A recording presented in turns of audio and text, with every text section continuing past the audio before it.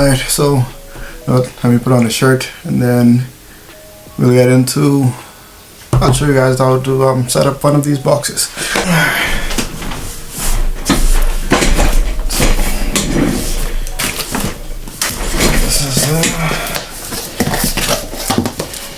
I had like 8 of these to do.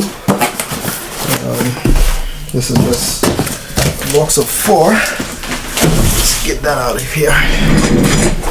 Alright, shirt on, ready to work. So, this is basically what one of those, one of the boxes that they come in. This one is a, what do they call them again? This is a short name that they give them, Sparks or something like that. I don't remember, but basically it's an edge box that goes at different locations that we have.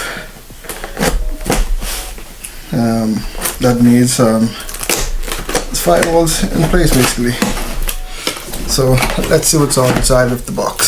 So right away, when you open the box, you get the device. We'll look at that in a minute. You got your, ow, that hurt. Alright, so first you get your quick start guide. You get your foam, of course. You got your 50 and 30, 50 and 50, let's say getting started guide, and power cable, the connector for the power cable. You get a USB to USB-C cable. You get some RJ45 connectors. This is a CKP network cable. You got 2 of those inside here. And you also get some antennas because this particular one has Wi-Fi capabilities, but we're not using that, so I'm not even gonna take it out of the box or set it up. So yeah, so let's open this boy up here. Shit, maybe I should have taken the antennas out.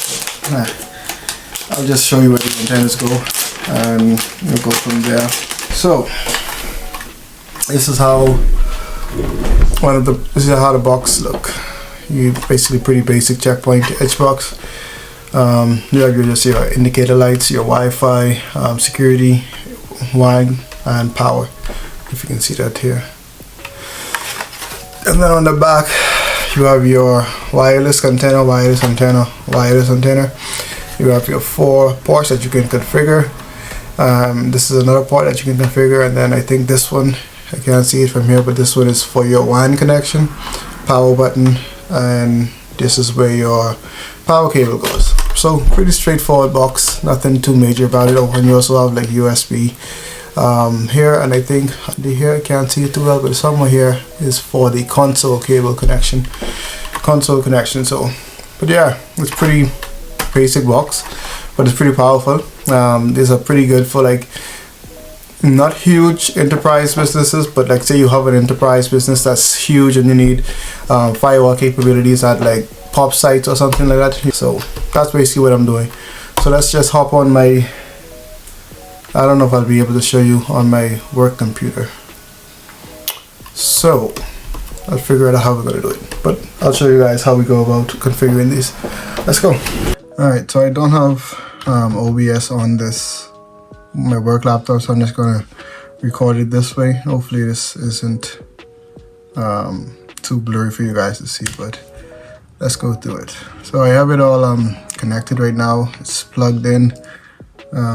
It's still booting up, so let's have to wait for it to boot up. And you would connect to these basically the same way that you would connect to a brand new router when you're first connecting it up. So like they have a default IP address that you can go to once you're on the same network. So I have it plugged in right now, so I'm just waiting for it to finish boot, and then we'll be able to go through the configuration or the initial setup of it. I probably won't be able to show you guys everything like after this quick initial setup, like how I actually get into the console and then manage it and set up the SIC and everything else, because those are like confidential information. So yeah, but I'll show as much as I could, as much as I can. Alright, so here we are. Let's go to the initial setup. So this is the device that we're setting up. basically tells you what it is. We go ahead and set a password. Just 1 second. All right, so we set the appliance date. Because we're going to be using a server to set up our time, this is what you're going to select, the use network time protocol, NTP, and hit next and hit OK. And then here we're going to give it a name. I'll put in the name, but I just can't show it. This one is going to be, I'm going to put in a name. Then, so because we're using a management server, we're going to collect central management. And if you weren't using it, if it's going to be local management, then you would select local management. Hit next, DHCP server. Because I don't want to go into showing IPs, I'm just going to configure this later. And I'm going to configure this later as well. But if you do know, say for me, I'm replacing this. So it's replacing an old edge box at a location. Because I already know the IP address, I can just place it and change it here. And so like that will save me some step. But doing that, I would lose the connection that I have right now and then have to go and try and connect again. So for right now, I'm just going to leave it, and I'll do it when I get into the admin console. So I'll just hit next. I'm not going to set up any Wi-Fi. Hit next. And for this, so usually you would select internet and then select this and then enter the IP addresses that you want to have allowed to access this device from wherever the administrators access it, sorry. But like I said, I'm not going to enter any of the IPs right now because of security reasons, but you would enter it here, which is the preferred way. So yeah, you would do that. What did I do? So because I need to go forward, I have to go back to selecting this. And here you would activate your license. So you would go to the Checkpoint User Center, select your account, and then enter the serial number or the MAC address of the device that you're setting up. And then you would be able to, basically you would click here, then you would check the device that you want, click license, and then move forward with the retrieving of the license. But I'm not going to go through that as well because obviously I can't. And then sure, so just hit next. If you don't have a license, then you'll have a 30-day trial period of license. And this is setting up the SIC.